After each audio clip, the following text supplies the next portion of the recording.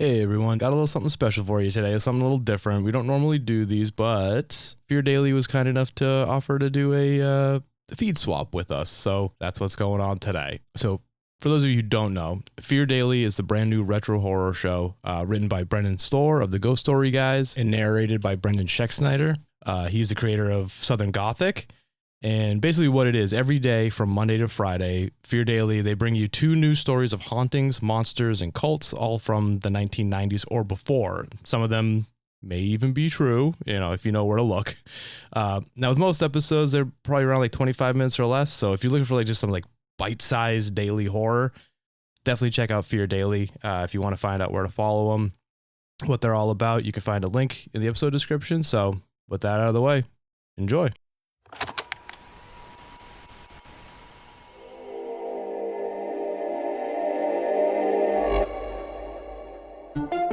When the internet began, bulletin board services, or BBS, became the first online communities of the so-called information superhighway.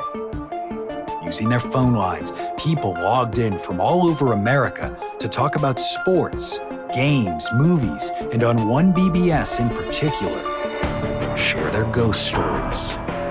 Over time, those communities all went dark, except for one lone server that continues to operate somewhere in an unknown part of Pennsylvania's Rust Belt. A relic of the 1990s, veiled in mystery, it is a digital archive of humanity's strangest encounters with the unknown, as told by the people who experienced them. My name is Brandon Schexnayder, and you are listening to Fear Daily.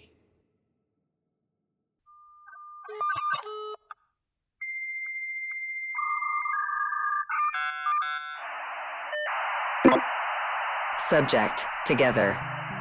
User, alt melody. Posted, August 9th, 1998.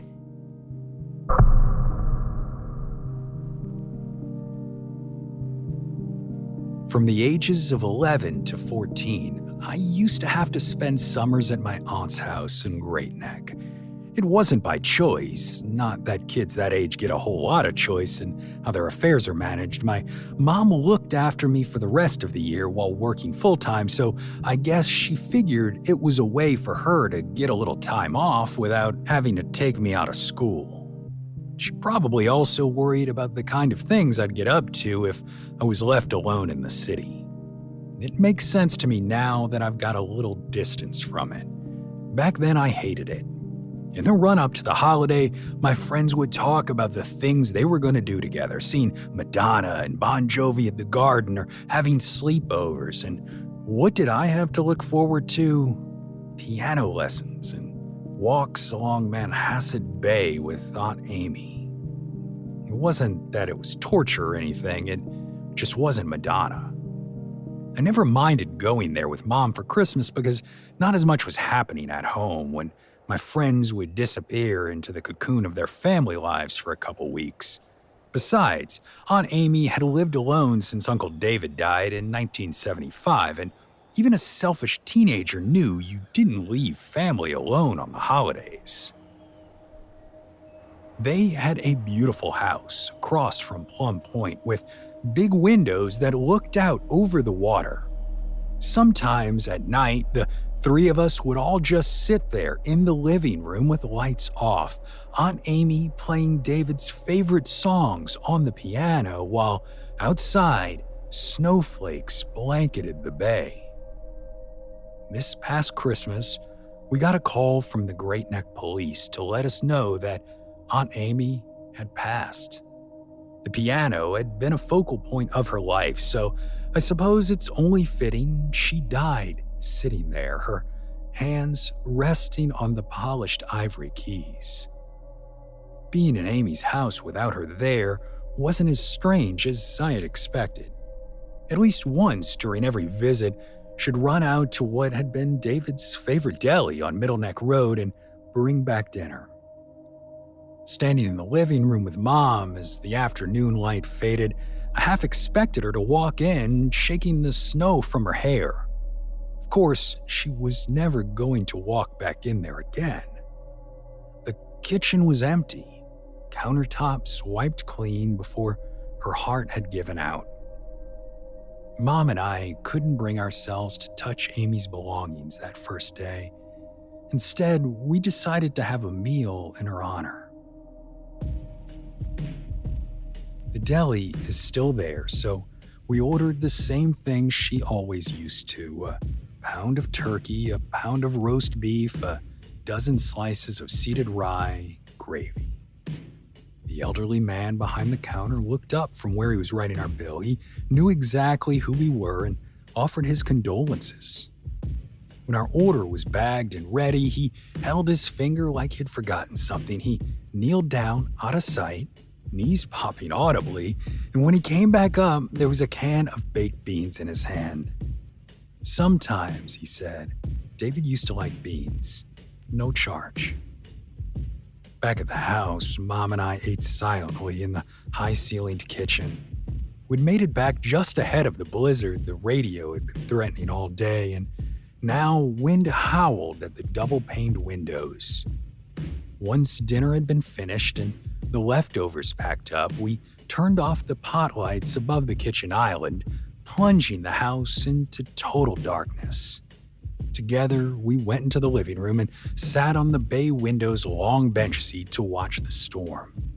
I leaned my head back against Mom's chest, listening to the tick of the clock.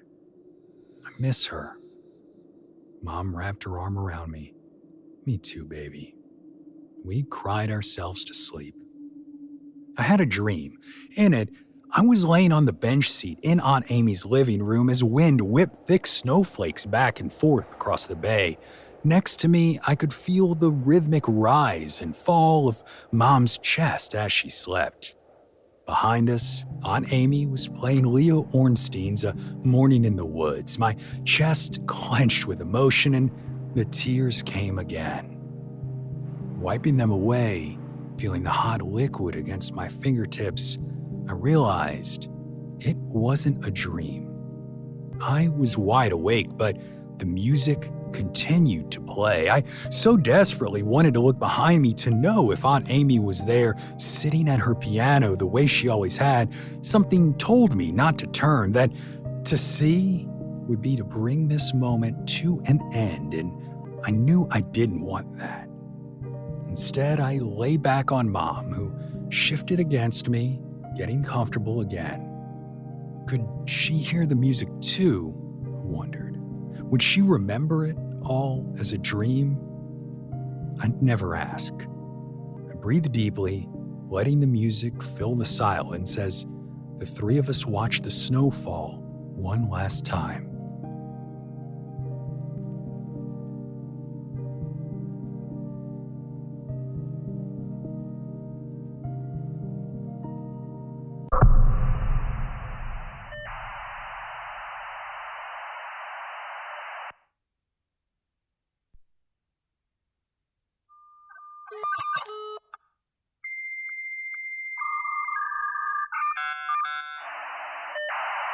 Subject, Gumdrops.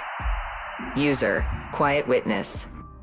Posted, October 3rd, 1996.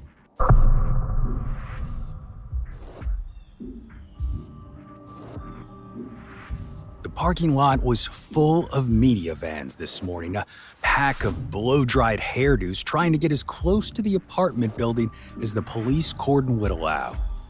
Word had spread quick. The Gumdrop killer strikes again. This time, he left behind more than his usual locked-door mystery. He left behind a living victim. Cops hated the whole Gumdrop killer name, so the fact it was their own fault is kind of funny. After details of the first couple killings broke in the news, residents of high-rise apartment towers found dead in their beds, poisoned by an unknown toxin, their eyeballs missing. A reporter from the Times had managed to catch one of the lead detectives when he was half in the bag. The reporter asked if the police had any idea what the killer wanted with the victim's eyes, to which the annoyed cop responded, "Maybe he eats them like fucking gumdrops, I don't know." The rest was history. Who am I, I'm nobody, unless you're a fan of comic books, in which case you might recognize my name as the inker on one of your semi-favorite series.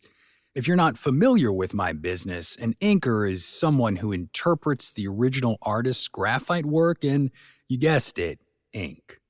There's more to it, but I'm not here to give lessons on the finer points of the comic book industry. You've got Kevin Smith for that. I'm here because I'm one of only 2 people alive who's seen the Gumdrop killer. No, this isn't a confession. I'm not a killer of anything. It's hard for me to swat flies since I've always figured they've got as much right to be around as I do. Lord knows, I wouldn't have made it out of short pants if the rules allowed for beating me to death as soon as I got annoying. The detective who interviewed me till sunup asked me not to speak to the media, and I won't. The last thing I need is that kind of attention. The only reason I'm posting this here is because if anything happens to me, I like the idea of my story not getting buried in some cardboard box at an LAPD lockup. Why would anything happen to me? Because the Gumdrop killer saw me too, and I'm not convinced the cops can do much against something like that. I'll start at the beginning. I moved into this a year ago after one of my dates pointed out that an invitation back to the house a grown man shared with his mother was always going to get an automatic no. It's a 2-bed, 2-bath, and a 20-story new build, so I'm the first person to live in my apartment, same as my neighbors and theirs. The Comstocks, the couple visited by Gumdrop last night, had only bought their place last month. I hadn't met them before last night when I watched him die as something barely human plucked out his eyes. The thing about living in a modern building like this is that everything looks the same. Same carpet on every floor, same gray paint on the walls, even the same apartment numbers, just with a 2-digit prefix beforehand to denote the floor number. I'm 1020, my neighbor is 1022, and so on. The Comstocks have, or at least had, apartment 1122, 1 floor above me. That's why, when I stumbled out of a cab into the lobby of our building last night and hit the button for 11 instead of 10, I didn't notice for a while. You know that feeling when you've really got a load on, like your field of vision narrows to a point and all you can do is move toward that point. It doesn't matter if you're on a crowded street with cars whizzing past, the only thing you see is what's at the end of that tunnel, a burrito cart, a bathroom, some poor woman who hopefully spots you before you can bother her with your idiot drunkenness. That's where I was last night. Completely boofed on Singapore slings and desperate to get into my place so I could take a leak. I weaved my way down the featureless hallway, saw 20, and went for the doorknob. The competing interests of gin and a need to urinate completely bypassed any thought of a key, and walking into a darkened apartment laid out exactly like my own meant I didn't see anything to suggest I was anywhere but home. Inside the bathroom, I flicked on the light, and halfway through a deeply gratifying piss, it occurred to me that someone had redecorated in the few hours I'd been gone. There was potpourri on the toilet tank instead of stacked up issues of Wizard, and the bar of soap next to the taps was a bright pink instead of the hairy white bar of Dove that did double duty between my shower and sink. Nothing will cut through a gin fog like panic, and that's exactly what I felt in that moment. This wasn't my apartment. I had just broke and entered. Well, I didn't break anything, but I doubt the cops would be that discerning when they laid charges. My stream finally reduced to a trickle. I wondered about the etiquette of flushing while committing burglaries, and that's when I heard sounds coming from next door, the bedroom going by the layout of my own home. First, I thought it was people fucking, so I listened a little more.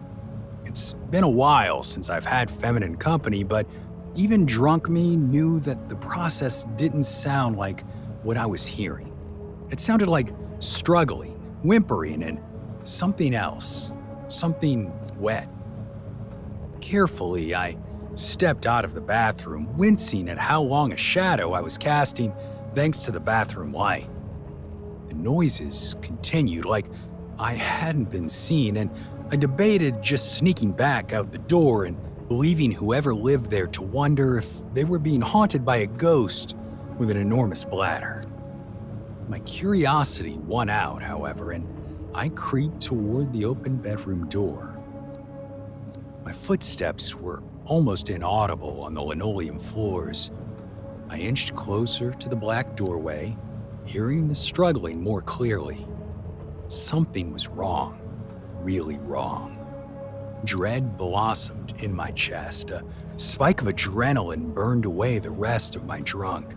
Placing my hands on the doorframe, I leaned into the room just enough for my eyes to start adjusting to the dim. The patio door was open, curtains across it fluttering in a slight breeze.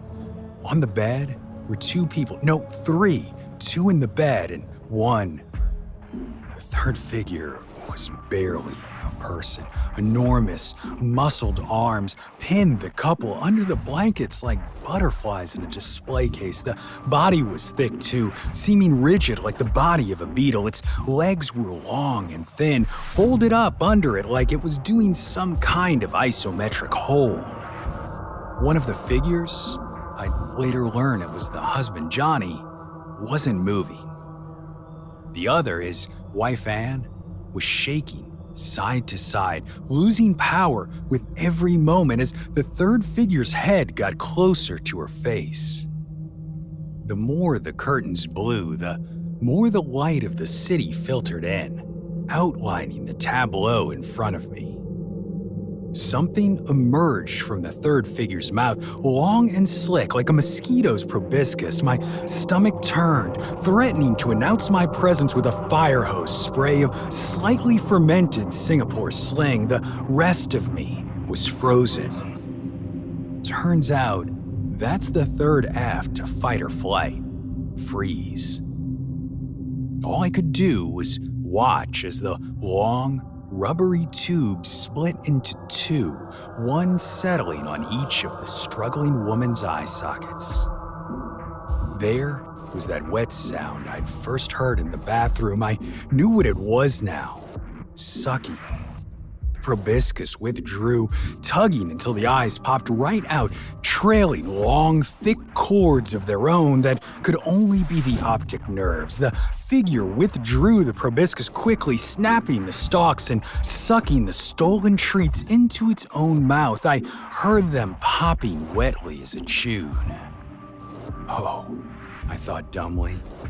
That's the Gumdrop killer. Hey, that cop was right after all.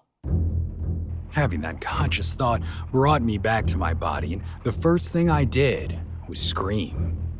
Gumdrop's head snapped in my direction, his eyes a bright silver in the dark. I reacted by turning to run at the same time as I vomited what must have been a bright red fountain of pineapple juice, gin, and Benedictine across the wall in front of me. Out of the corner of my eye, I saw Gumdrop throw himself on the floor, landing on his powerful arms.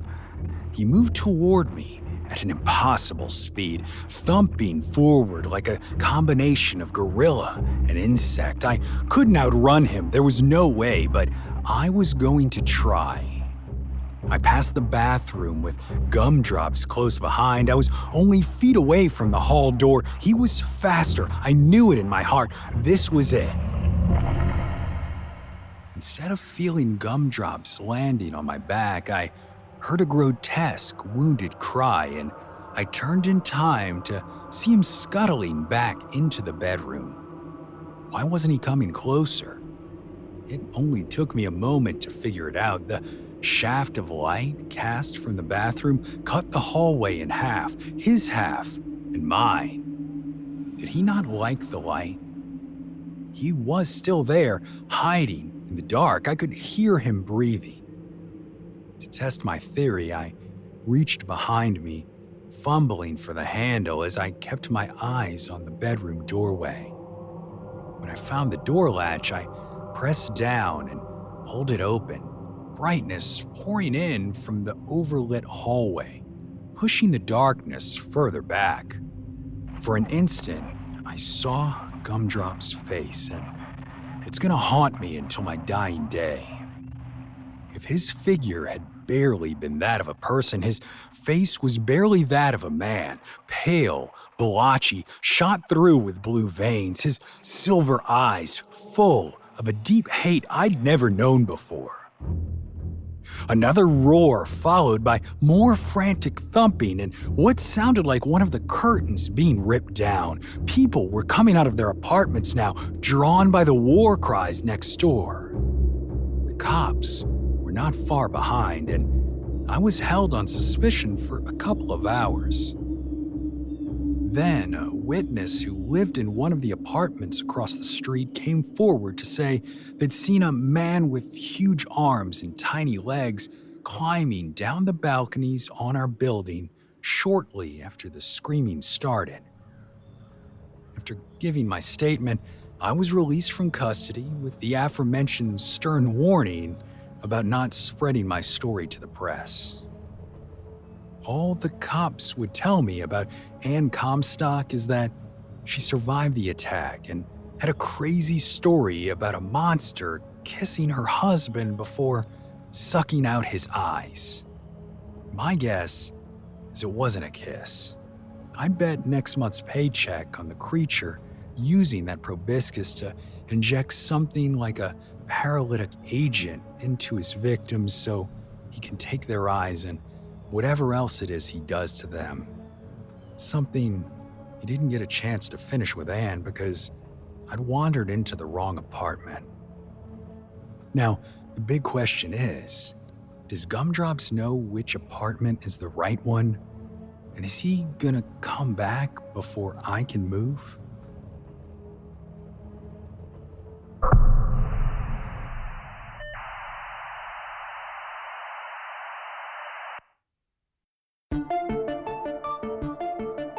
Fear Daily is an independent podcast hosted by Brandon Schexnayder and written by Brennan Storr, with Joanna Smith serving as the consulting editor, audio production by Rachel Boyd and sound design by Southern Gothic Media.